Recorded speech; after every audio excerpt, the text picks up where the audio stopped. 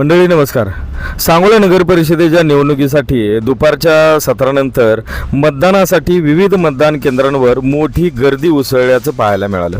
मंडळी, सांगोला शहरातील भीमनगर परिसरातील जिल्हा परिषद शाळा या शाळेच्या मतदान केंद्रावर 5:30च्या नंतरही मतदानासाठी मतदारांनी मोठ्या प्रमाणात रांग लावल्याचं दिसून येते.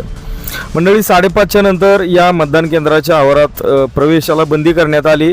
मात्र आवाराच्या आतमध्ये असलेल्या असंख्य मतदारांनी रांगा लावून आपलं मतदानाचं कर्तव्य बजावण्यास सुरुवात केलेली आहे. मंडळी, काही वेळापूर्वी निवडणूक निर्णय अधिकाऱ्यांकडून मिळालेल्या आकडेवारीनुसार जवळपास 50%हून अधिक मतदान झालेलं आहे. मात्र आता 5:30 नंतर साधारणतः 7 वाजेपर्यंत किंवा जोपर्यंत या आवारातील मतदान या ठिकाणी उपस्थित आहेत त्यांचं मतदान जोपर्यंत होत नाही आहे तोपर्यंत त्यांना मतदान करण्याची संधी मिळणार आहे.